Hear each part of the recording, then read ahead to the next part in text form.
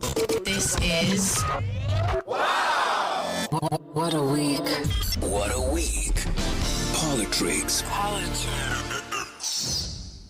Ita, welcome to another episode of WOW What a Week, hashtag Politricks, where the truth is loud, the spin is weak, and this week's headlines don't get to hide. This week, South Africa is shaking. A key state witness is assassinated. The ANC in Jozi flips leadership, while the party's finances collapse. And a shocking report says over 70% of our soldiers are unfit to defend the country. The DA heads to court over the Ndpp process. Cabinet tightens asylum rules, and Standard Bank makes African history by joining China's CIPS system. A swift move, many say. Buckle up, let's unpack the madness. My name is Fresh, and I'm not alone. As always, Botsang is in the building. Good morning, Fresh. Okay. I'm good. Good morning to welcome back, by the way. Thank you very much. Your nice weekend away. And morning to the followers and the viewers. I am told... Evening to some. Yes. Good night to some. Absolutely. So our discussion about your Labour court Yes. appeal, Mm-hmm. I see got a lot of attention from a lot of people, including people who've been in the system trying to also look for justice for themselves or other people. Exactly. Yeah. You must have seen the reaction, and not only people offering me help, except the Dave, the advocate guy who through the radio interview, but quite a number of people. There's a gentleman called Gavin. He watches this show from Cape Town. He was in government, and he said, look, I don't know why did they drag it until this point, because he says they paid him millions of rands after doing it. A whole lot of money, higher than what you could have done if they would have stick to the rules. But it got quite a number of it. And even people who are going through what I went through, they're like, okay, you just gave us, a chance to have a fighting spirit as well. Yes. And I think it's the right thing to do. And, this whole week and the whole of next week, I'm working on court papers for that final leg. And just like Madiba said that if Palestine is not free, then none of us are free. For as long as one person is suffering some sort of injustice, through labor matters, through labor issues, or where you are fighting big corporate, or you're fighting government, where people are using taxpayers' money to wear you out when you are fired unfairly, it gives people hope. So for as long as there's one person who is having to deal with injustice, then we should all be concerned, because we could be next. And Fresh, it will change people's lives. Yes. Because there are people who are even some employed, and they are suffering. Yeah. They are going through a lot, because it's not only about losing income. You lose your state of mind, you lose your health, and you lose your being. And even if you are sitting there, imagine being at work and you are being abused and harassed in different forms. Even if you earn a salary, all the money will be going to medicines. Sure. Yeah. But that was a good move. Absolutely. Anyway, let's see what happens next. Thanks, sir. I guess the ball is in the court now. Let's start with the murder of witness D. He was a witness at Madlanga Commission. Yes. And he spoke of how he was made to dispose of a body. Yes. That has almost brought closure for the family of said body, because the body was found, it had been beaten up and battered. It was found out like at a dam or something. Yeah, where it was disposed. Yes. Let's talk about witness D, because it's also brought up the question, is it worth it for a person to want to blow the whistle if they're not safe? Because, and we discussed it, remember? Yes. That witness D might be in camera, but as long as we can hear his voice, the person he's talking about knows exactly who he is. Or the people that might want to deal with the fact that he's singing. Yeah, you actually, identify. all you're doing is exposing that person to the very people you're trying to hide him from. Because for us on the street, we don't care. We don't know him. Yes. And also, Fresh, even if you hide the face or you have a voice over, you call them voice overs, and somebody's voice being used. Yes. And all, that kind of testimony that he is giving. It's direct. It's direct. That I know whom I'm talking about. I know who's talking to me. I know I did the corruption or the wrongdoing. So you will know who's giving that testimony. But I listened after and I explained. You were actually away on Monday on radio. I listened carefully to the Minister of Justice, Mamloko Kubai, explaining the difference between, because a lot of people don't know the difference between a witness and a whistleblower. People think it's the same thing. Because whistleblower is, hi guys, there's problem here. Yes. Witnesses, I have testified now. Yes. You get into the witness protection system or plan or box.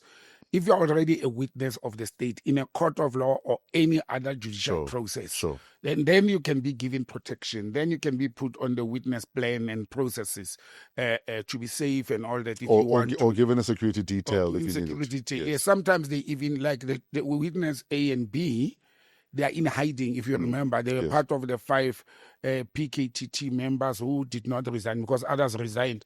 So they are in hiding. They are in a safe house somewhere. Now, what I was saying is putting people in a witness protection plan, it changes your life as well. You don't just go and hide. Let's say you are a family man or woman, you have kids. What do you do to go and live in a different place? What about you and the family? And for how long? And the challenge is, I listened to a gentleman, they gave me a quote named T. Who was Mr. T. Mr. T. He is a whistleblower at Home Affairs. At Home Affairs. Yes. And he's lamenting that once we have finished testifying, once we have finished being, then that protection is being taken away from you. You understand? So you are good when you are serving the state and testifying. And after that, maybe a month or 2 after, you go back to your normal life. But despite the government program on that, as a person, would you really want to be living in hiding all your life? And that's the difference. That's the challenge with being a witness or in hiding or in camera.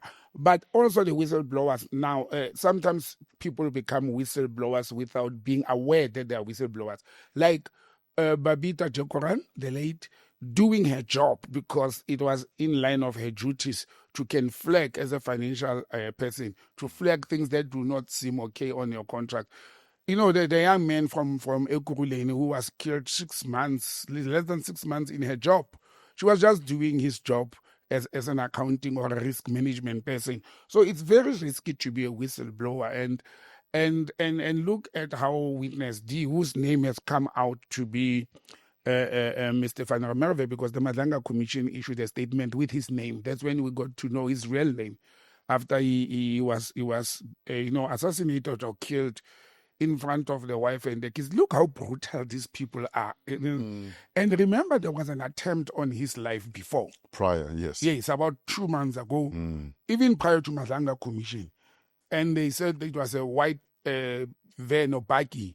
Even this time, it was a white buggy. They even mentioned the brand and with the canopy and all that. So it could be the same people. And if... So it could be unrelated to Madanga. Personally, Fresh, I think it's unrelated. And that's my observation. I'll tell you why. 2 days before he was assassinated, he sent a voice note to the crime report of ENCA. They were supposed to meet on Thursday night to be, that's last week, Thursday, to be interviewed. And he wanted to go and talk openly about the Zamazamas or the illegal mining in Ekurhuleni area. Sure. Where he said on that voice note, which is in a public space, he wanted to go and talk about a politician or some politicians on high-ranking offices in the country who are benefiting from the Zamazamas. Oh, yeah, there's a voice note he'd sent to Yusuf Abram. Yusuf Abram, that's the name now. Saying that, Yusuf, I'd like to do an interview with you because there are people, high-ranking people, yes, who are beneficiaries of the Zamazama action that's happening. Yes. And the interview was supposed to happen, and then it didn't. And then he couldn't make it because that Thursday night he was visiting his ill mother in the hospital. Yes. So it was postponed to Friday. Yes. And that's when he was assassinated. Meaning that, like a lot of people have always said, a lot of the Zamazamas are doing the bidding of someone else. Exactly. And the king or queen pins, unfortunately, until you deal with the snake at the head, yes, it'll continue to do what snakes do. And I think they did this purposefully so that it should look like it's because of the testimony. So the timing, you think, was intentional? It was intentional. Yeah. I think they realized how open he is and how he can confront the truth, and put it out there, bear it out there. And they realized if we let this guy live, He's going to say a lot more regarding the Zamazamas. And a man who was prepared to go and talk about high-ranking politicians, because he did say it's politicians. He didn't just high-ranking people. Yes. In public. But then another uproar came out over the weekend or after his murder, and people questioning the government. I'm one of the people who questioned, why would President Ramaphosa issue a presidential note when this gentleman, who was a witness at Madlanga Commission, is murdered, when we have not yet established as a nation, officially, the police have not established whether the killing is linked to Madlanga Commission or to any other crime in the country. But he was targeted because nothing was taken from him. He was not robbed. His 2 children and the wife were there. And for me, first, what is said is the double standards we have as a nation. Many whistleblowers and witnesses were murdered in line of their duties. And we didn't see the reaction like that from the presidency. Even from the ministry. We don't say killing one person is bad already on its nature. It's very bad to kill people, especially brutally like that in front of their kids. But when you look at how, and I'll use Babita Jogoran, she was not even in crime or law enforcement or what. She was an administrator. She was a financial person. And we didn't hear those things. Yes, it was condemned broadly by the police and the municipality and all that. But we are forgetting about the body that was dumped in the river. And that's when Mr. Van Merwe, or Witness D, had actually incriminated himself and informed the nation. Thanks for his information. We didn't know some of these things. The family of Emmanuel, what is the surname? I always forget the surname of Emmanuel. Is it Nsibi or something like that? The gentleman that they dumped the body in the river. The family has now approached AfriForum to look for closure. Emmanuel Mbenze. Mbenze, yes, sorry for that. Pardon me. The family has now approached AfriForum. Again, it becomes disturbing when we see black families resorting to a racist forum like AfriForum to seek help on the duties that could have been done by the South African Police Services, followed by the National Prosecuting Authority and the judicial authorities. Sure. It's very disturbing. And it's happening more and more. Look at how Sandf family resorted to AfriForum as well. You understand?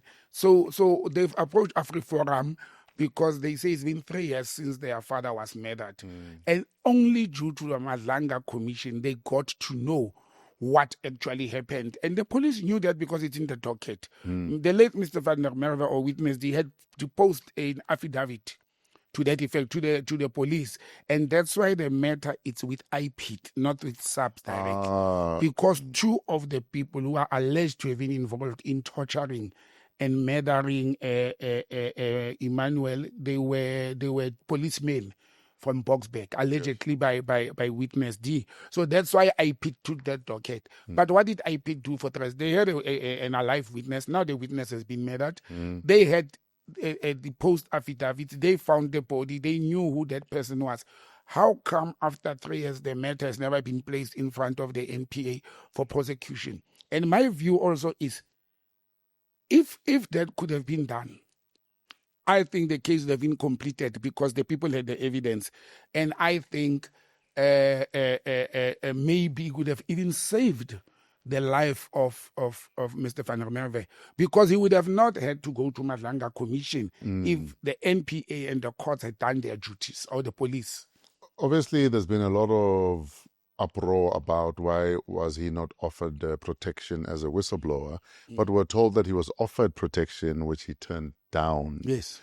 Do you think maybe it's because he felt either it won't be of any consequence, or that he can handle himself because he's an officer and has experience? Look, one is a law enforcement officer and a combatant, and that's one element. You think you can handle it. But I also think because he knows the insight of the police, the infighting, the cabals that infiltrated the police, he didn't trust the system. Oh yeah, that is probably safer as a silo. Yes. Than thinking other silos are going exactly, to... Yes. Exactly. If I was in his position, knowing what the police do, the collaboration between the Metro Police in Ekurhuleni, the SAPS, and even the security companies and the criminal cartels, because he did explain, him and other witnesses explain how they work, how they are knitted. I will be afraid to have protection from any of those people. I would rather be on my own and take the risk. But wasn't he running a security company?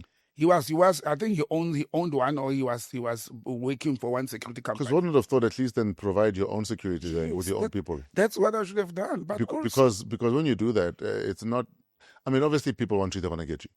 But the fact that he was ambushed at his gate when there's a bush in front of your gate, exactly. Already for me, it's if you know that there's your number is out, make sure there's no bush in front. Exactly. You find other ways of being situationally aware, especially when you are in protection and law and order. Situational awareness will save your life more often than your gun ever will. Exactly. And that's what I was thinking. Where he comes from. I mean, he's a seasoned, or he was a seasoned law enforcer. You know your name is out. You know the people you have been dealing with. And you still casually go without protection, without support, and with your family. Yeah. And you understand? And I mean, if you live in a place where you have to go and open your gate manually, then why risk driving those hours and all that? But, we can sit here and speculate, because there's one video that came out from the police. I think it's the yard surveillance camera. They say he actually had a conversation with the shooters before, and he even tried to reach for his pistol. That's what came the police. So there was a discussion first. There was a discussion first, yeah. But we're told they came out of the bushes, though. Yeah, but when people approach and you are still talking, you can see they are coming to you and you are talking. And they push in their homes. It's like, in the street is after. But again, like I'm saying, I mean, maybe we're taking it for granted, but again, if you're not feeling safe, surely your firearm is out and one up already. Especially an expert like him. That's what Especially an expert like him. I think it's unfortunate, but I'm also thinking maybe he was too relaxed. He was too relaxed. He was too casual. If I know that I'm at risk, one, I'll have to put my family away safety. I want to drive with them at night, come at night and open. You put them in a safe house? Fresh, I do it even this day. If I feel unsafe, well, I don't think there's anybody looking for me. But even today, because of crime in the country, when I approach my house, sometimes I just even park the car 100 meters away and walk. And wait, and sometimes I walk, leave the lights on and engine on. Yeah. You understand? So those are some of the precautionary measures you take normally. And he's trained in that. He has trained people in that. I will never be in an unsafe environment and I have my gun locked in the what do you call it, in the holster. Yes. Then I have to open the holster, pull the gun, cock the gun. No. In combat, you don't do that, because that's your life now. Absolutely. You have been doing this to save other people's life, but it's you now at risk. I had expected him to walk around with his pistol at hand with one bullet in the chest. One up, yes. Yeah. And I have this conversation with friends of mine all the time, that you need to also teach your kids about awareness of where they are. This thing of you get to a filling station, doors are wide open, people are we're on cell phones, we're not even aware of our surroundings. And if they're going to rob you, it will happen at a filling station. Yeah, it's happening a lot at filling stations. Absolutely. And even in shopping mall parking lots. As much as we don't want to raise our kids to be paranoid, you need to raise them to be fully aware of the surroundings, that certain areas we arrive, it's like a military precise thing. We arrive, we get out the car, we lock the car, we keep it moving.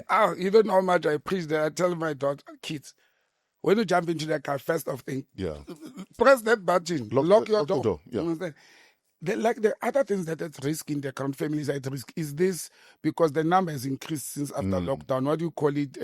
Deliveries at home, food and groceries. Yes. I don't allow that. If we do it when it has to be done, we even pick up on the other side where we don't have to open the door and the gate. I would rather jump the pizza or the thing over the gate. So it's the sense of security we must instill in our people, because people are very relaxed and we live in a very, very dangerous and unstable society. And I'd rather you have a heightened sense of security than not. Yeah. Yes, we should never have to live paranoid, but it will save your life just being aware of your surroundings. Exactly. That, okay, the person looks suspicious, maybe let me leave. That person looks suspicious, maybe let me get ready to draw. Let me get ready to retreat. Like you must have seen me and Trevor before you came, when we were waiting outside. There were two guys that looked scared. They were in the gate and the other gentleman wanted to open for them. We're like, don't open the gate. Who are those people? Exactly. And then he walked to the gate to ask them, who are you? I would never do that. He walked to the gate. You ask people who ask them from very far, and only to find out that they were coming to service the bathroom. Ah, yes. But they looked very scary. I was shaking myself. Let's talk about what's happening at the ANC NGC. Yes. And also Dada Morero falling to Loyiso Masuku. Yes, last week, by the end of last week, when they finished on Sunday, Yeah. and Loyiso Masuku actually defeated Dada Morero in Gauteng. And the slate actually of Loyiso Masuku defeated the slate of Dada Morero hopelessly. You know, the numbers were big, the margins were big.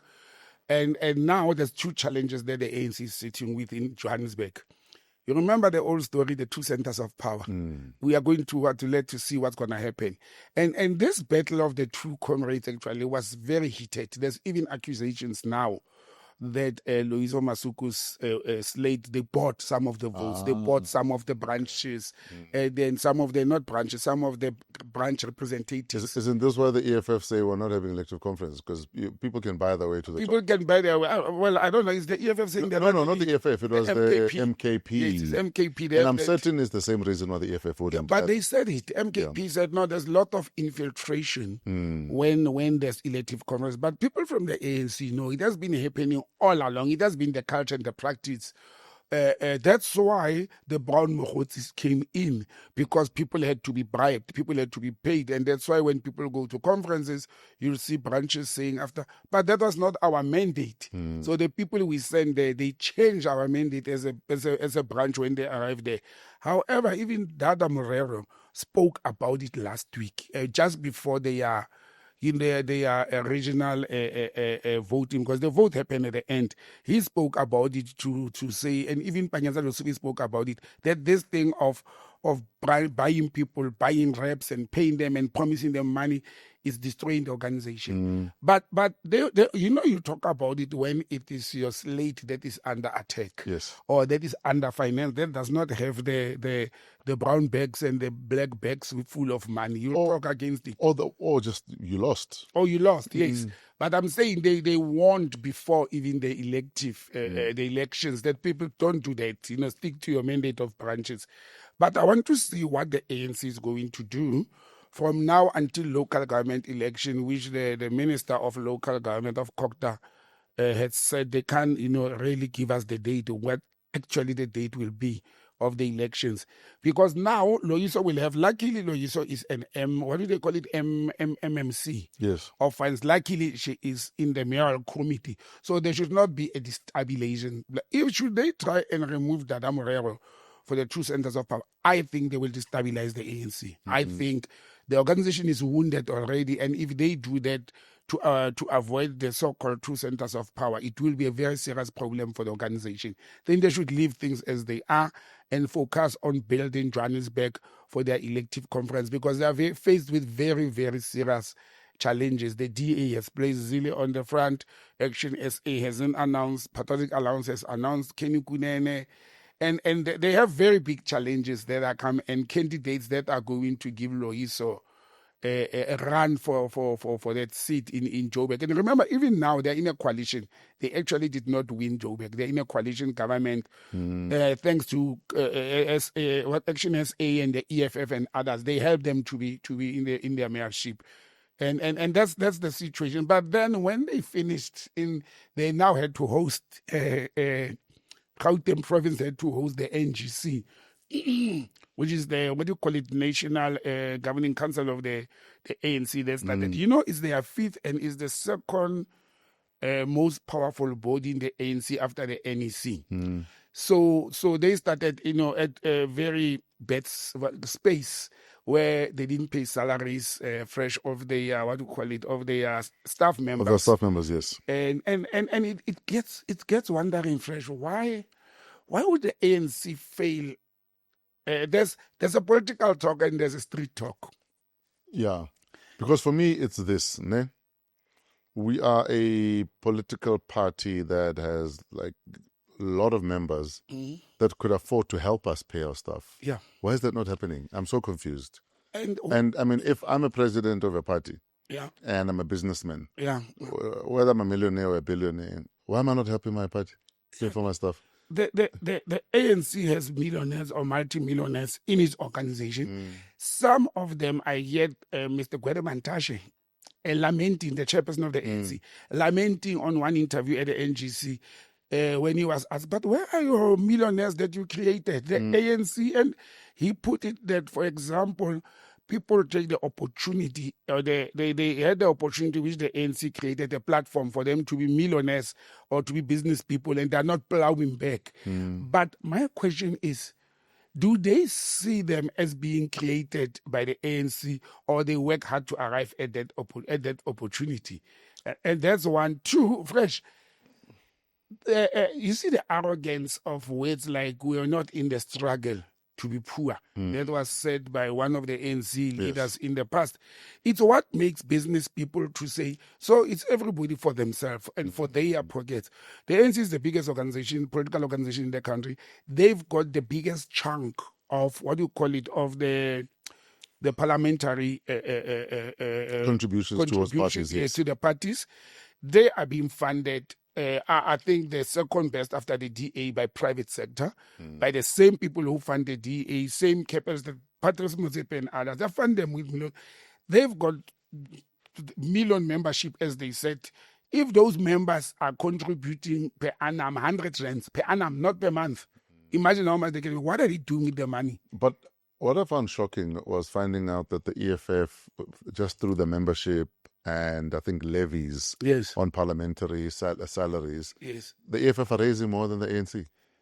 Party. Yes, but the EFF adopted that as a practice or policy from the onset, from its formation. If you were deployed into parliament, yes, it's okay, but you are deployed, you are not employed. And you are deployed because of the party. A certain percentage of your salary will go to the organization. I think MKP is doing the same. And loyally so, but I think also it's because of the stability within the EFF leadership or deployees. They are not divided. Unlike the ANC, they are divided in a sense. So they never had the culture of making their deployees to contribute to the organization.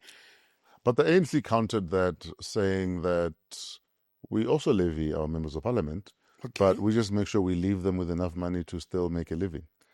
Yeah, but that was the response. Yeah, but if they do that, why are they struggling financially? And it's not that. I've counted 3 or 4 things that they are receiving money from Parliament. However, now this is the street talk, is that the taps are closed of those who were in tenders, the monies that were allegedly and apparently received from donors like Ket Matlala. Now the taps of those donors are closed, or people who haven't yet been squashed or closed up by the government didn't reverse their tenders. They have stopped a little bit because they are afraid they will be exposed as well. That could be the other reason.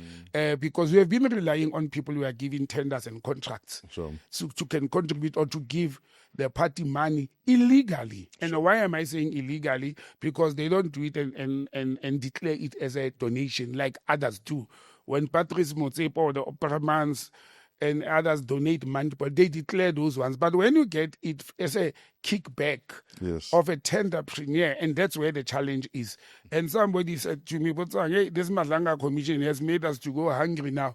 Now, I want to see if the ANC is going to host a party for the January 8th. I know they're celebrating it next year, on January 10 already. Yeah. But you can't pay salaries. You can't pay your debts. You owe companies. Do you still want to do a party? But staff toying outside the NGC in Boksburg, is that insubordination or is that democracy at work within the party?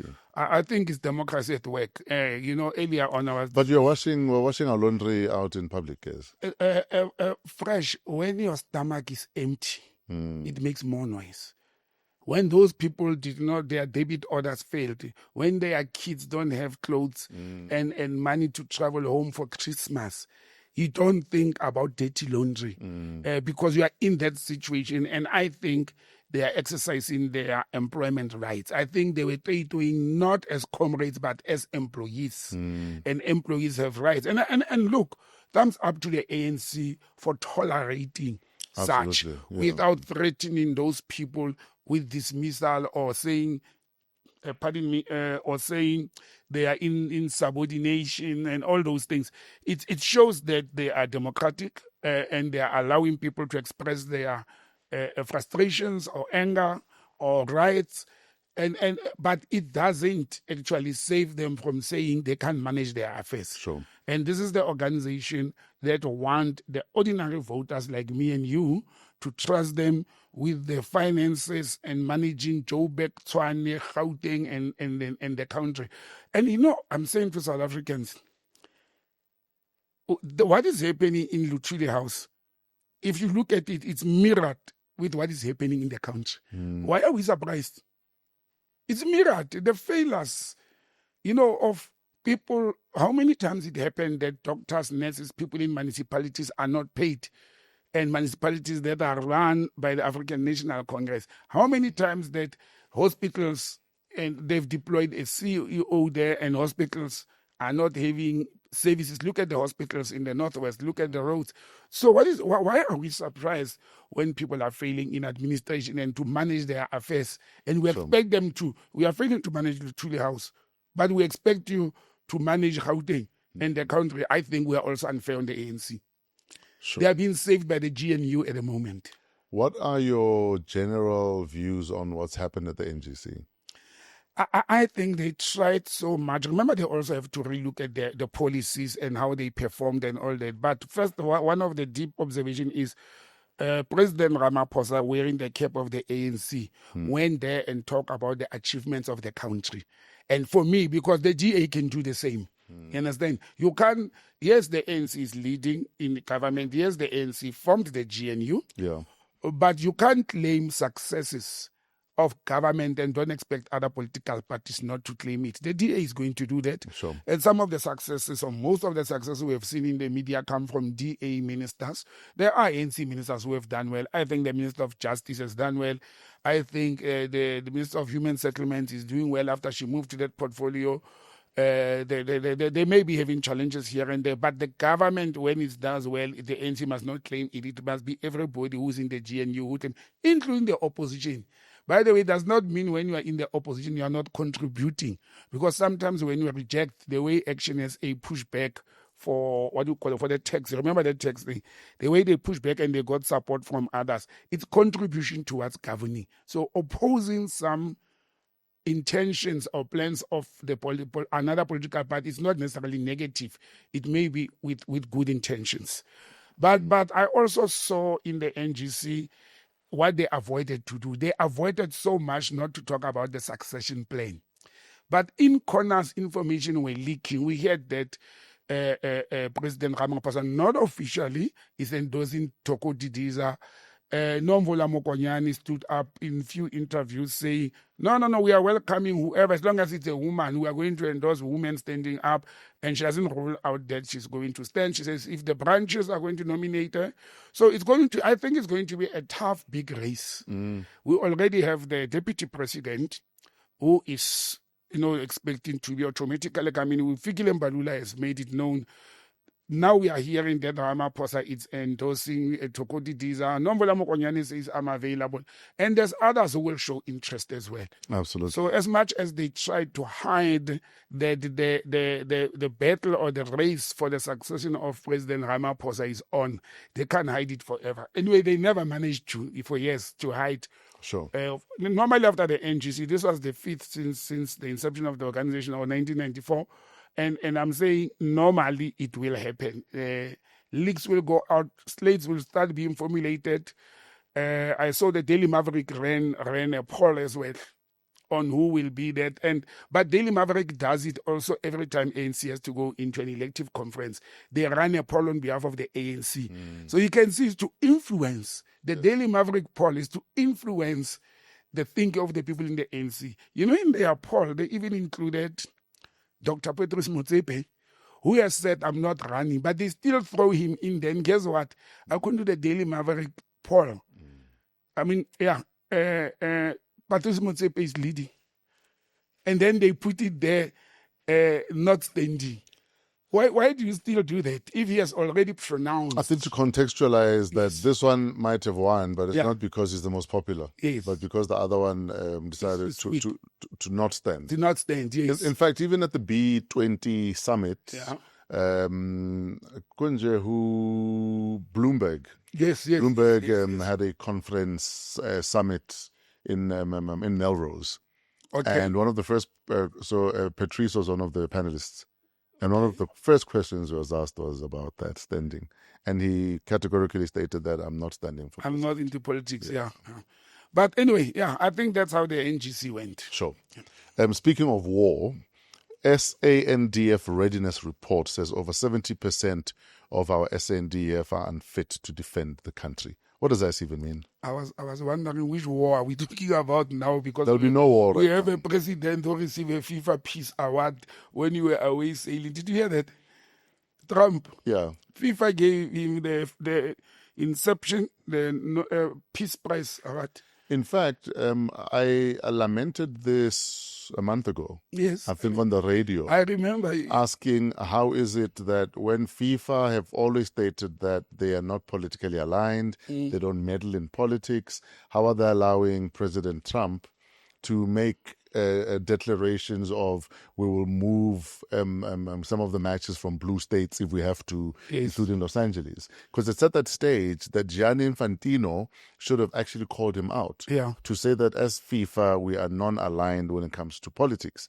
But the fact that FIFA are quiet, and now they've come up with this award, Peace Award. Peace Award, yes. And now there's a call for the FIFA Ethics Committee to look into this. Exactly, and we spoke about it even here, Fresh. It was not only in the radio. I remember you even tweeted, and somebody called you out to say stop doing it. I don't know why is FIFA getting involved into this whole thing. Understand? And that is also, we diverted from our main story, but that is also in line with a Venezuelan. Remember the Nobel Peace Award went to a lady who was challenging Maduro in Venezuela. Yes, in Venezuela, yes. Yes. Do you know what she did yesterday? She sneaked out of Venezuela using the sea boats, and she appeared in Norway yesterday, on Wednesday. She appeared in Norway from a balcony. Her daughter received the Nobel Prize Award for her, and she had sailed into Europe secretly. Oh, wow. So, and this happens along the lines of FIFA giving President Trump that FIFA peace. For what? What did President Trump do that FIFA thinks they're in a position to deserve that? But anyway, going back to the price of peace and awards, you were asking about our soldiers. Look, there's an official report from the South African National Defence Force. And it's worrying that while the country is lamenting of porous borders, while the country is, rattling, we have stock thefts, we have vehicle into Lesotho, we have vehicle thefts into Mozambique and Zimbabwe, we have contraband and all of those things. And actually, we have now even become a country at risk because of our participation in the international forum. Understand?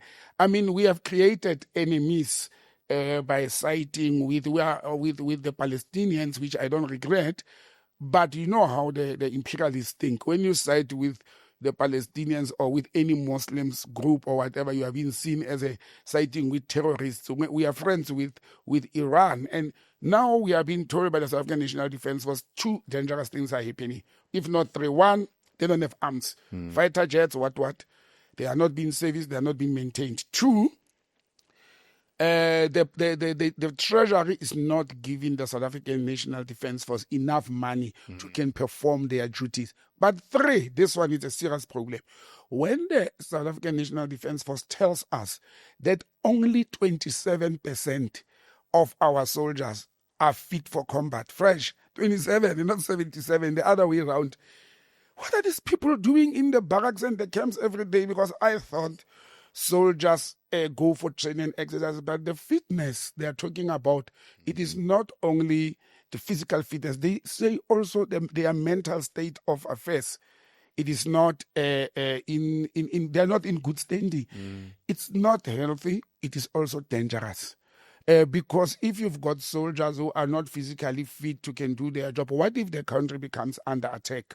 What if the criminals, not even from other countries, what if the criminals that we know that are heavily armed with assault rifles take on our soldiers? We are going to see a situation where our soldiers can't defend themselves. And it's very sad. The government must do something about this. I think, we are a crime-ridden country. I think our law enforcement, police, soldiers, border management officers, and even if it's the Navy or what, they have to be in a combat-ready state. That's why the military exists. The military exists to be able to fight.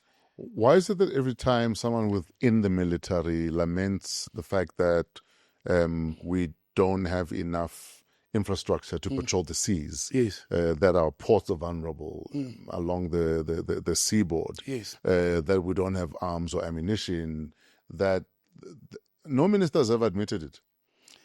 Well, I don't know why would they actually will stand up and call in that person to order politically. We have had two generals, the one in the Navy and the one in the Air Force, telling us that, guys, even the fighter jets that we have, they are supposed to be 22, we only have 5. And we don't know if they are really functioning properly. But I can't call those military generals or leaders, I can't call them ill-disciplined. It's the frustration that they are going through. Take a military general as a CEO of a Department of Health or a DG of the Department of Health who says we cannot take care of our patients in public hospitals because we don't have beds, we don't have oxygen machines, we don't have incubators. It's the same thing. When the general in the army says, I do not have ammunition, I do not have patrol boats, I don't think it's ill-discipline. And for them to go out in public or in the media about this, it says to me, their laments have been falling into deaf ears. As you say, Fresh, that why are the ministers not talking about it? Why are the opposition parties not tabling these serious issues in Parliament so that Minister Ndpp and Deputy Minister Bandolo, they must be accountable. They must be held accountable. What is going on in the South African National Defence Force that is frustrating our men in uniform who are supposed to be protecting the country? And it's a very risky situation. Absolutely. Let's go to in fact, while we're talking border security and SANDF and how porous the borders are, we've been talking about this for years on end. When it comes to especially asylum seekers. Yes. A lot of countries have a 3-border policy. Yes. That you can't come and seek asylum from us if you've passed 3 borders or more to get to us. To us, yes. And talk this week is the fact that Cabinet has approved tougher policy on asylum seekers. Yes. What is that? Let's talk about that. Okay, firstly, let me say that when Cabinet approved it, it's because it was tabled in April, the amendment of the bill, April 2024.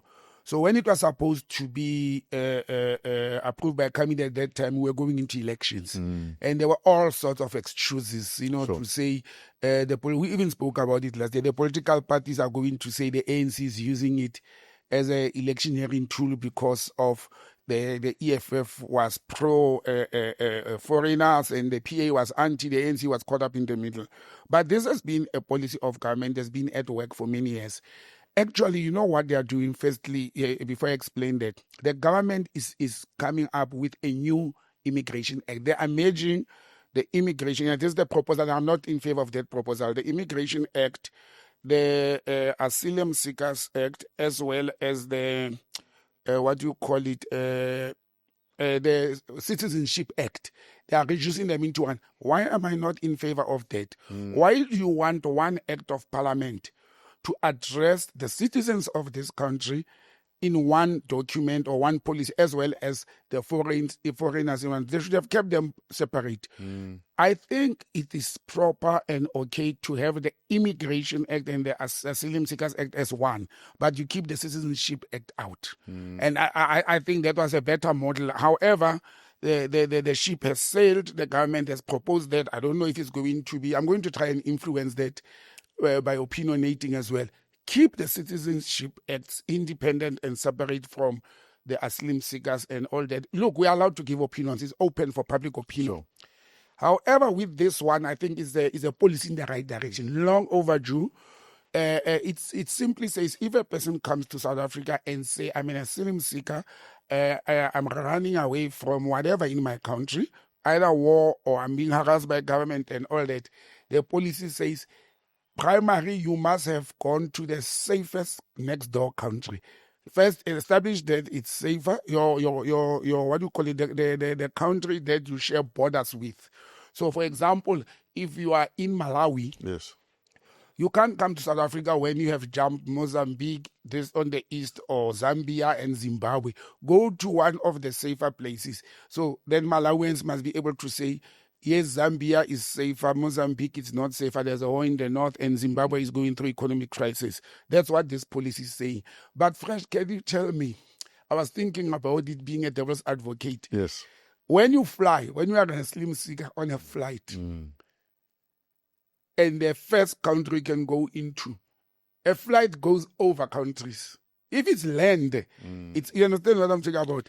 It's practical. But I know they're not talking about the mode of transport. They are saying, if you are in country A and that country is surrounded by other countries, go there first. But we are again not tightening. They say, and I think it's aligned to the United Nations human rights policy. South Africa is saying, if it's safe, no, don't just go next door. There must be safety, peace, and stability in that country. Things like if you are running away from your government must not be able to hunt you in that country. That country will be able to protect you. Or there's no war in that country. You can't run from war to war. But I think the policy is long overdue because we are sitting with people from Bangladesh here. From countries where there is no war and there are asylum seekers. We are sitting with people from as far as Ethiopia and Somalia in South Africa. They jumped many countries before they arrive here. It's a policy in the right direction. The damage is done, Fresh. There are millions of foreign nationals who are living in South Africa legally and illegally. Is there a quick fix when it comes to that? Because obviously the horse has bolted in terms of the people who are here already. Is there a way of cleaning all of that up? Is there a way of helping people legitimize their stay here? There is a way. There are ways. The government has opened up to some ways, and the government has implemented some of those ways with the ZTPs. But it doesn't help. But it doesn't help where some people are saying to you, my papers have expired. Yeah. I want to fix my papers. But the official is saying, give me something first. Yeah, but you see, now when you mix the corrupt officials with what government is intending to do, then we have a problem. The government must clean itself first. Hence, I'm saying that it's all good if we're saying, can we make it easier for people to be legal? Can we make it easier for people to be street vendors in downtown Jozi? But if the system has hoops that you must jump through, there's an official who wants a little extra something, so that you can jump. It defeats the whole purpose. And that's the problem with us. You remember the other day I explained how the problem with South Africa is not only politicians failing to do what they're supposed to do, failing to pass policies. It's even us. Yes.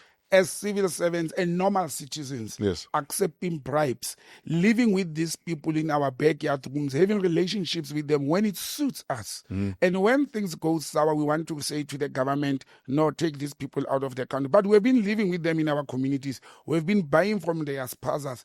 You understand? We are policemen and civil servants and border officials or immigration officials that have been taking bribes or kickbacks from these people in order to jump the line. So we are part of the problem as the society.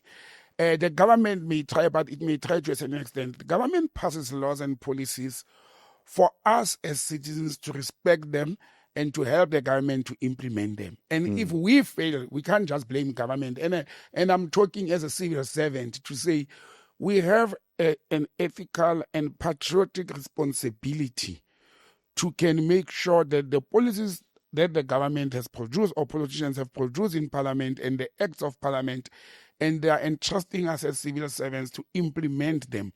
If we fail to implement them, we are contributors to that, and that is corruption. But there are ways to do it. I mean, if also the people were very honest, the question is, can we afford? Already they are here, yes, but can we afford to absorb those people as permanent residents? Because that's where we should start first. Those who have stayed here longer and they want to stay here, they must first be made permanent residents. of the country. But I get it, that's also based on, are you adding value? Like, what value are you bringing to the country? Do you have a rare skill that enables for you to do a job that a South African can't do, amongst other things? Fresh, I grew up Kokasi with people from Mozambique because of the 10-year war in the 80s of the Renamo Frelimo in Mozambique. There are people that were my age that were coming from Mozambique. Now those guys are in their 40s and 50s. Yeah. All they know. Actually, the other one, I was talking to him during this past week. He was saying, "But you speak Portuguese more than me." I'm like, "Well, nah, you can't speak Portuguese because you have been living in Randfontein Since a child. As a child, the Portuguese in you just basic from parents. Sure. Parents are late, or some have gone back home. This person has been living here for 30 years. We don't have to go and ask for a rare skill. If that person is living a normal life, is working, is paying taxes, and is contributing to the economy, I don't think we should be having a problem with such people." Sure, absolutely. While we're talking immigration, I was reading that they want to start turning back chartered flights from Palestine. Yes. And that the 90-day visa exemption for Palestinians is ending, so that it's not seen as a loophole. Yes. Actually, it was abused, and not only by Palestine. I think the government is being reactive again here because of the 2 charter flights that we already had. But it was being abused. And let me quickly explain how the entry visa works. People have been saying, people are coming here without papers, what? No. There are countries that are on the list to say you don't need a visa to come to South Africa. But when you arrive at a port of entry, whether it's a seaport, land port, or airport, you get a visa stamp to stay for a certain period. The maximum time you can stay in South Africa with that visa that you get at the port of, it's 90 days. Yes. But you don't necessarily have to be given one for 90 days. It is to the discretion of the immigration official. Okay, so you could get 60 days, you 30 could get days. 10 days. You could say, "No, I'm just here for a week for a funeral or a wedding." Then they give you 20 days or 10 days. And now, because when the people are already at the airport and they are saying, "I'm from Palestine, South Africa, you don't require visas for me," the official will know. When they will ask you, "What are you here for?" "I'm here as a tourist, I'm here to study, I'm here for health, or I'm here running away, or I was brought here running away from the Israel Defense Force. My home has been destroyed, I don't know where my parents are." Yes. We are obliged by the Vienna Convention, our foreign policy, as well as our current Immigration Act to allow those people into the country. It's our own act. And that's why now the government has decided to remove that 90-day policy, because the government issued a statement to say they have received intelligence information that more charter flights are coming. But that's part of clearing the Gaza Strip. Part of clearing the Gaza Strip is to remove Palestinians from that area, and they'll do it a plane load at a time. Exactly. And we need to find a way of nipping that in the bud. And again, if we implement a 3-border policy, for argument's sake, then if you're going to fly them from Gaza, you better find the 3 nearest borders. Yes. Because you can't skip an entire continent. Exactly. And come and dump people here. Yes, and I don't want even South Africans like me who are pro-Palestinian, who want to see it as if, we are closing them out. That's not the issue. We are actually saying to the U.S. plan of Donald Trump and the Israelis, you are not going to remove the Palestinians from where they have been. Those people have suffered for over 40 years. Over 50 years, they've suffered at the hands of the Israelis. And now to worsen it is to remove them from their land of birth, their land that they rightfully own. It is not helping them. You are not helping a person when you take their rights away from them. Understand? So it's a challenge that South Africa is faced with. But you know what I said, Fresh? Unfortunately, when you play in the international fora, those are some of the things that you will experience. You understand? We are a big country. People say South Africa is a small country, it's not a superpower. No, it doesn't work like that. It doesn't work about the size of the country. Most of European countries are very small by size towards South Africa. And our economy may be smaller than many of the so-called superpowers. But our strategic positioning and our arrival in international fora and organizations and multilateral, it has actually made us a giant when it comes to diplomatic and multilateral relations. We play a very pivotal role. And like I said, our physical strategic position, where the country is, South Africa, with our shoreline and all that, understand the infrastructure we have, the kind of foreign policy that we have as a country, it has opened us up for good things, but also risk us. We became vulnerable. And because we are everywhere. We sign every treaties. We are involved in every organization. So the more you have, obviously, is the more you'll be open up for risks. Sure. And what we failed to do is to mitigate and manage those risks. That's where we failed as a country. Our international risk. We failed to have a mitigation plan in case this happens. Sure. What are we going to do, or how are we going to avoid fighting with America? We should have thought. We knew America is gonna react when we went to the ICJ, but we probably never thought to this extent. Sure. Now, what do you do when you take that high risk? You say, what if they react very badly? So you plan for the worst. You know, that sort of analysis that we always hear in scenario planning in boardrooms. Yes. I think we failed to do that. We knew America was going to react, but we never thought to this extent. I think the world also just needs to be awake, though, to the fact that these 2 chartered flights from Palestine that were dumped here means they're starting to clear out the Gaza Strip. Yes, yes. And we need to guard against that. And again, the government is not keeping the nation informed. Where are those people? Are they okay? What are they doing? What is the plan of the government with those people? Yes. Are they vetted enough that we know that they are friendlies? After 90 days or after their arrival visas have expired, what is going to happen? And I think when the government keeps the nation informed, because there's nothing wrong in telling us what's going on, we will opinionate, we'll write position papers. Those with legal background and immigration background will go and say to the government, we support you, or no, don't do it this way. So you get help from your own citizens. Yes. And consent civil society organizations when they challenge stuff. So I think the government have to play their books open regarding these Palestinian people.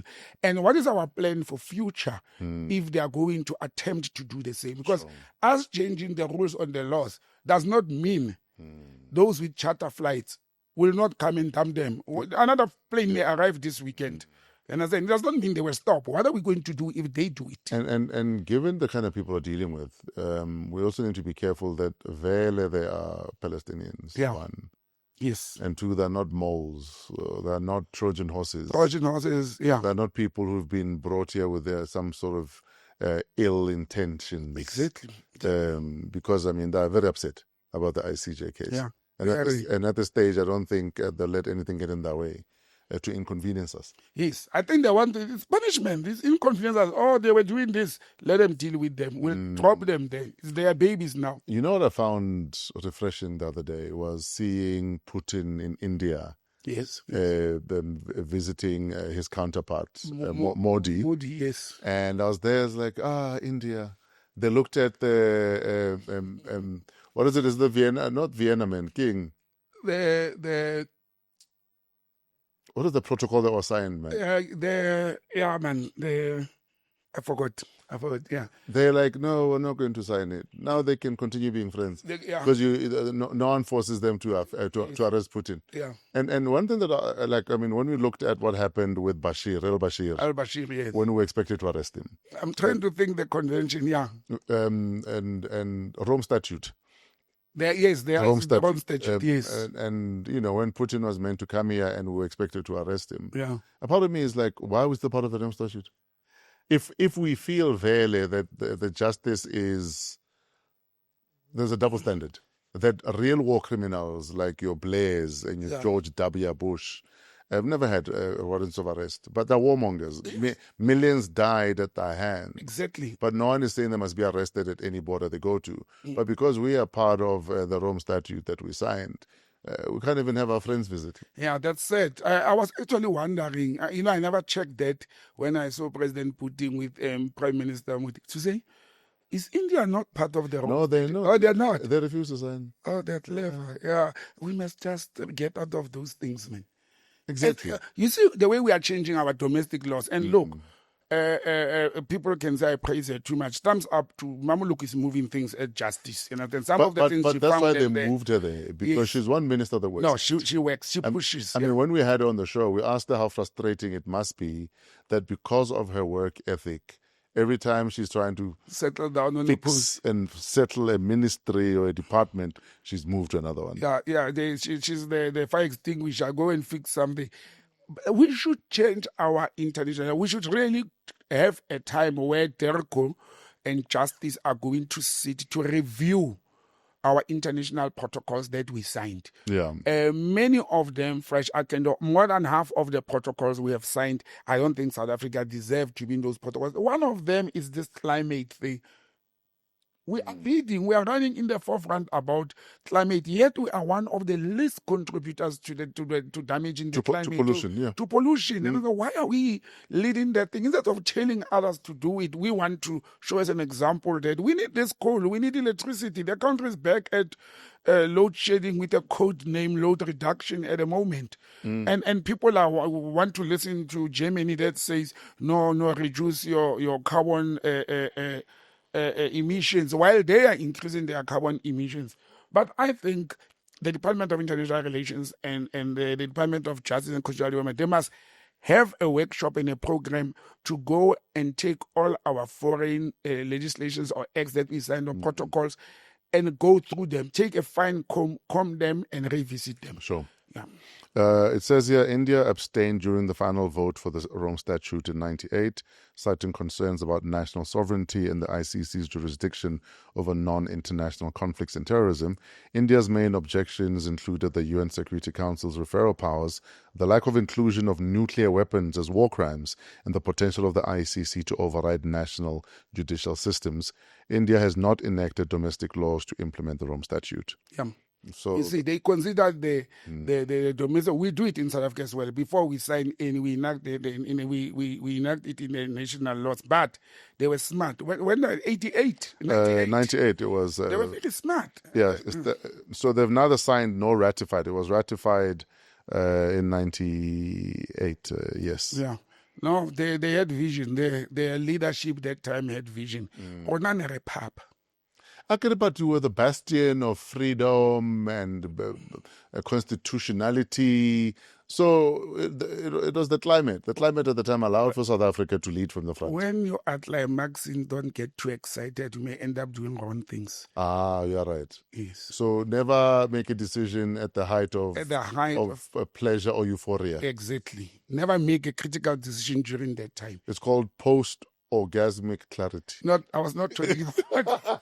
I was not talking about that kind of climax. No, but generally, yes. But it works in any situation. In any situation.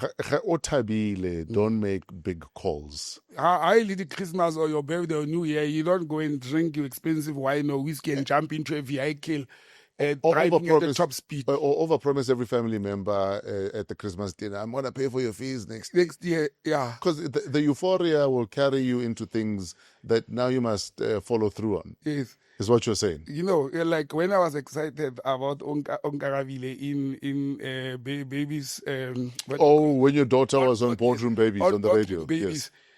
Now she's angry that but why are we on leave? And I promise her that if you do this and you do well, I'll compensate you for every show you did. And she was calculating, I've done so many times, so you owe me this much. Now I'm sitting in a situation.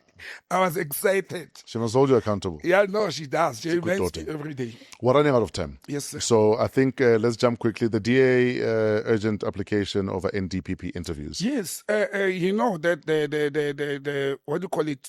Interviews happened on Wednesday and Thursday this week, and just on the first day, and there's two things that they did. On the first day, they received a letter warning them, a legal letter, Mamulukuku by the Minister of Justice, and the committee received a letter through his department because he's the chair of that panel to the DA threatening them they're going to court on an urgent application if they don't stop this interviews and all that. Now, on the second day, they received another one that is specific now to one of the panelists.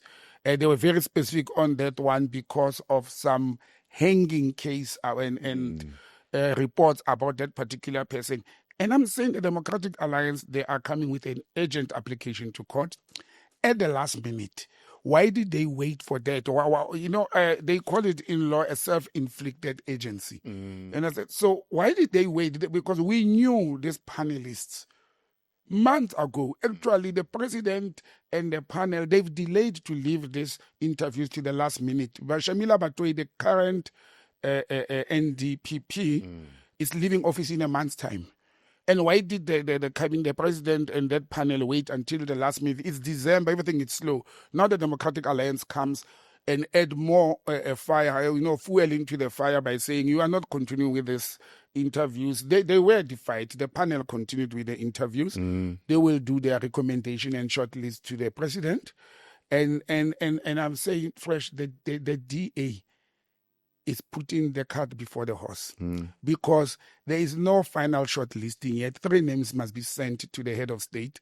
Secondly, the 2 people that they are challenging, one is Advocate Simelane, 2 is the other gentleman, I just forgot the name. They are not yet appointed. They are not yet appointed and or nominated as the final candidates. And yeah, I don't know what is the DA trying to achieve about this thing. And why are they delaying it? But I looked at that list as well. I don't see people that I would say they are DA aligned. Even if they don't belong to political parties, we tend to know, for example, I can tell you without doubt that Advocate Simelane in the past was an ANC person. Sure. You understand? I don't know at the moment because there's been a lot of infighting in the ANC or is linked to the ANC. And then when Julius Malema and the EFF have already started praising somebody, like they always do, that lady that in the ad hoc committee, they called her, where Julius said, you remind me Mama Wimi. She's one of the panelists. She was interviewed on Wednesday. You can see the DA, I don't see them liking or associating with one of those candidates. And I think that's why they want this whole thing to be stopped. Similarly, yes. Should he be allowed a second chance? Fresh is a human being. He has never been sentenced to jail or But it's like saying an impeached judge should be allowed to be a judge again, because surely you're held to a certain standard. You're held to a certain standard in certain positions. Yes. And you only have one chance to get it right. If you don't get it right the first time, you should not be allowed a second shot at it. Should there be that in certain positions? That should be in certain positions, definitely. Like you just used a classical example of a judge, okay? But we can't just do things out of emotions. There must be policies that guide us to do those things. Sure. Is there a policy position in the NPA or in the country that says the same? Whatever we are saying about a judge, we are clear with judges. You are impeached, you lose this, you lose it, you even lose the title and benefits. Do we have the same policy when it comes to a national director of public prosecutions? Do we have, if in absence of such a policy, my position is we cannot get things from the air. We must develop a policy that puts that precondition. Sure. The same as what shocked a lot of people, they didn't know that, you can apply to be a national director of public prosecution. It does, if you meet the requirements, but it does not need, for example, and I don't know how did we arrive at that, when the NPA was formed from the Attorney General, you don't need to have been a practicing lawyer to be there. You don't need that to be an advocate or attorney. It's not a requirement. It's an advantage if you have it, if you have wealth, but you don't. It's not a prerequisite. How did we arrive at such a conclusion that you are going to... So I could be fresh out of law school. You could be fresh out of law school, or you could have studied law and go and work in a company like... Because obviously work experience counts for something. Yes. One of the main requirements which a lot of critics are putting it. One of the major requirements for this post is management skills. Because you are the boss, you are the head, you are not actually the prosecutor that's doing the prosecution in court. So they put management more as a requirement than being a prosecutor or having been. But having a legal background... It's an added advantage. It's the ultimate advantage, surely. Yes. If you have that and you've been in a management position... but we have had people occupying that position, mostly with legal backgrounds. Advocates, actually, if my memory serves me well, almost everybody who has served there has been an advocate. Sure. But majority of them, they never even practiced as advocates. You understand? Shamila Batoyi, to be in this position, he was coming actually from an international law practice in one of the UN committees in The Hague, or one of them. However, I'm saying, if you are going to be head of prosecutions, I'm saying at least you must have an extensive background of prosecuting, like people who grew up as prosecutors. Absolutely. now somebody brought something to my attention and like this week. To be a prosecutor in South Africa, you don't have to have practice law. And for me, that was an eye-opener. It's a gap. You are going there to stand against senior counsels or attorneys and what who have been practicing law, and because because you studied law and you worked for the NP and you grew in there, now you are standing against a lawyer, but you have never been a lawyer. Sure. And I think there's a challenge. Question: you're a young judge, Mm-hmm. and you get impeached. What is young? Young by age? Young, as in yes, you are 45 years You're old. still 45 years. Yes. Am I allowed to claw my way back into the judiciary? Do you feel, should I be?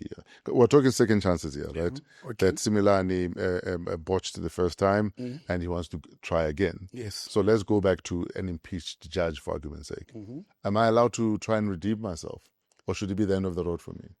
Do you believe? I believe if we have a rehab program, and depending on the nature of the impeachment or the nature of your wrongdoing, the offense, yes. The offense, the nature of your offense. I'm saying, as a human being, the nature of your offense, it should be the first determination. Sure. If there's a program for rehabilitating you, or you have shown, that over the years. It teaches me. I've lost everything, so I'm starting from zero. That's a lesson already. That's a lesson already. So should I be allowed an opportunity to try and my club? So, for instance, if either the honorable or the impeached Judge Mutata, yes, or if Judge Mutata was young, if he was young enough and he was in a working age to work his way back in the judiciary, yes.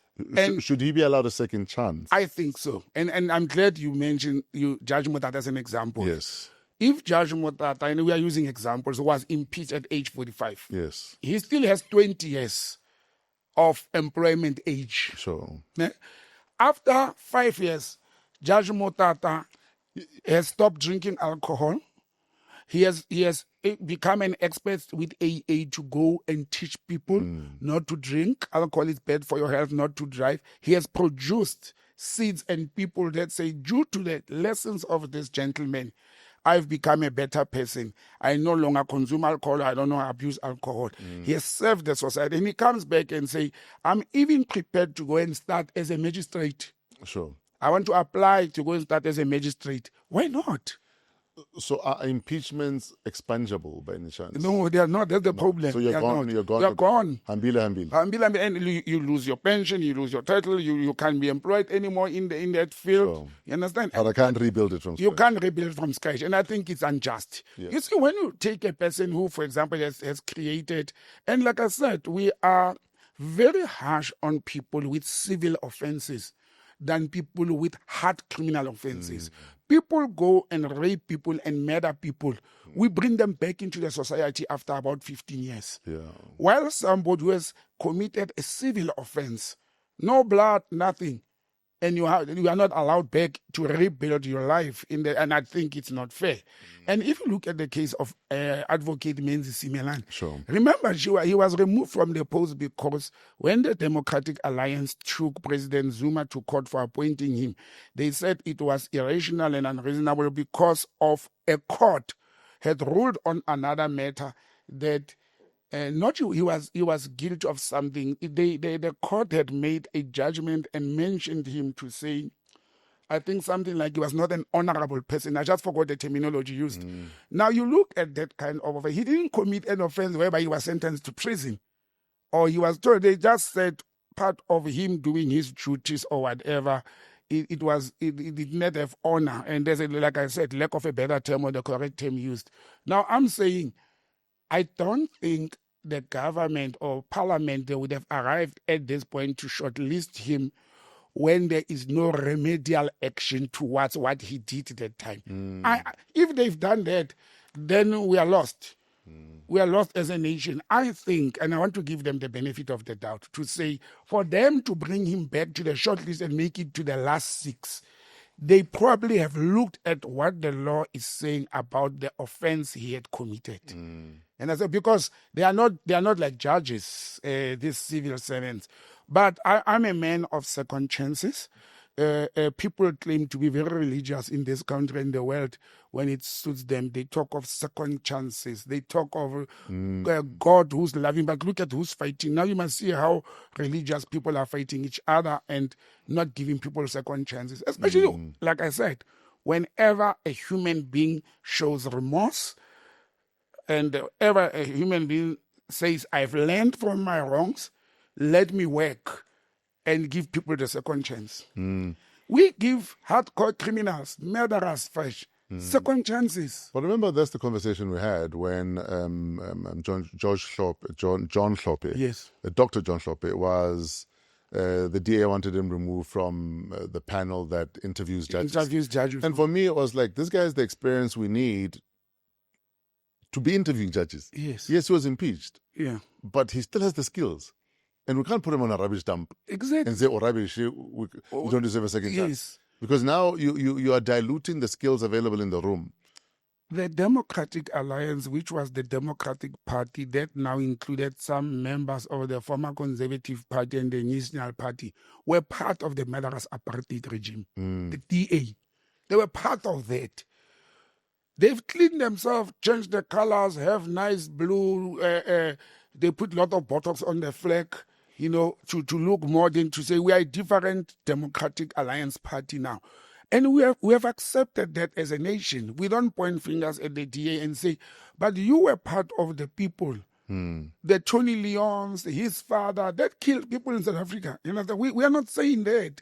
We have said we are moving from 1994 moving forward. And I sometimes think that's the kind of mistakes that we have made as a nation to forgive and forget when it's the other side of the population. But when it's the other side, we don't. And I look at how now families are forcing the government to go back to courts after the TRC because the other side didn't want to come and play the game. And this conduct and behavior of the DA, that when it is a black, and somebody can say, I'm bringing race into it, I'll always bring race into reality. When it is a black wrongdoing, it's black forever. It's, as you say, it's rubbish or it must go to the grave. But once it's a white wrongdoing, we must have mercy. We must think like human beings. We must give people another chance. And I have a problem with that kind of behavior in a society. Yeah. On that note, I think we're out of time. We didn't deal with the Standard Bank and the fact that they've swiftly decided to try someone else when it comes to money exchanges. Yeah, but they've done very well. We can talk about it quickly. Congratulations to Standard Bank. But the big news is they are the first bank in South Africa and in Africa actually as a whole to can sign into the cross-border interbank payment system. Yes, the Chinese system. SIPS. Yes, the CIPS, Yes. Yeah, SIPS, yeah. They are the first bank they sign into it. I think it's a good business move for Standard Bank. I think it's going to open opportunities for them in the continent and in Asia. Standard Bank is one of the biggest banks in the continent, in Africa. Actually, it's the biggest South African bank in the continent. And I think they will do very well. I think it's a good move financially, but it has its own risk. And I mean, it will strengthen the ability for the rand and the yuan. Yes. For us to interact and exchange. Exactly. Especially that China this past week has passed a rule that all countries that are trading with it, they must pay in yuan. Yes. This week. And now all the companies that are doing business in Africa with China, they may use Standard Bank to do that because there's an interbank system. They're already part of that. And settlement capacity is a big deal for a lot of businesses because they need to know that you're going to get the money now so that you can expedite and ship and whatever else. Exactly. So the swifter it is that we can interact and have me pay you or you receive the money quicker and acceptable. It's all the difference. Yeah, and I think it's a good move. Congratulations to Standard Bank. It also enhances our relationship when you look at from the business-wise. Remember, BRICS has the business lock and all those things. Bankers have their own Sherpa representatives in the commerce market within the BRICS. I think others will follow suit, but our big concern now is we're in the middle of the tariff war with the U.S. I heard a clip of Senator Kennedy and another senator of the Republican senators talking about AGOA because they are really looking at it. And they said, South Africa must be treated separately from AGOA. So the U.S. has excluded South Africa from AGOA. And it was inevitable. Yes, that was inevitable. It was inevitable. That's why I even said already in February that can we proceed as if we've lost Agopa? Start preparing. So that we know that the storm is coming. Let's get ready for the storm. Yeah, and like I said to you Thursday, the radio, I'm very concerned that the US hasn't said anything about the move of Standard Bank. It's a private bank. But they will. It's coming. He's still dealing with Somalia. He says Somalia is a stinking place. It's a shithole. Why can't we get white immigrants? Why are the Norwegians? Yeah, I want to see how they're going to react to Standard Bank. I don't know. I wish I could hear one of the bank experts talk about it. What is the percentage or the power that Standard Bank has towards trading with American companies or trading to America? But I won't be surprised if the Americans go for Standard Bank. Listen, since we need to look for new frontiers anyway, there'll be a lot of money flowing between Africa and Asia. Yes. So really we need this new system so that there can be an easier flow of payments and trade. And this is part of getting ready for a future without Agoa. Did you see what your friend did with Venezuela oil tank? Yeah. Talk about it for those who don't know. The Americans have been saying they are shooting at the vessels from Venezuela because they are transporting trucks into America. This week, they didn't bomb this one like they've been bombing others. They captured the tanker, an oil vessel. And when President Trump was asked on a live interview to say, what are you going to do with this, the oil now? He said, no, the oil, we need it. We are keeping it. Imagine. They took the oil. It's a hijacking. It's a hijack. They hijacked it. And it's flouting of international. And it's international waters, maritime laws. Yeah. Yes. South Africa is now back on the international maritime. I want to see what our country is going to say. We are back in that leadership. We were elected back 2 weeks ago. I want to see South Africa issuing a statement, say, hey, Trump, we have hijacked an oil vessel from Venezuela on international waters. Can you imagine if any nation captured an American oil vessel? They will go and bomb it. Can you imagine? They will do that right now at the Suez Canal. Imagine if they take an American vessel of anything there. They will go and bomb a fishing trawler. Yeah, exactly. With an American flag on it. Can you imagine if someone captured that? And you know what's said about this is that the American nationals and citizens are quiet about such things. And when other countries go and retaliate for such to them, because if you attack me and you capture my wealth and I don't have the capacity to retaliate in the same way to you, I will do anything else that I'm capable of doing. But yeah, fresh. World politics are tiring with Donald Trump, guys. I'm just happy the first game of Bafana is not in the US. It's the repeat of 2010. Yes. It's in Mexico. So, this guy, you know what? There's still 3 more years to go here. I was going to say we are 1 quarter there. We're 3/4 tank now.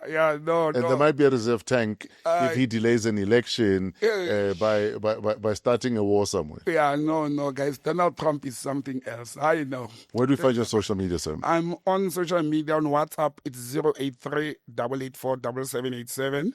On Gmail, it's botsangm@gmail.com. And on social media handle is @botsangm on all of them.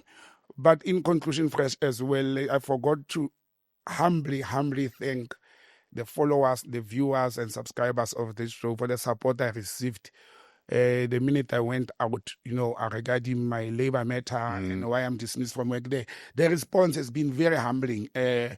Both emotionally and both, people calling, people writing, people offering their services as lawyers and advocates. I humbly and I appreciate the help. Yes, sir. And when people were like, and you sit there with Fresh, you smile, you talk nonsense about the world politics, you are unemployed.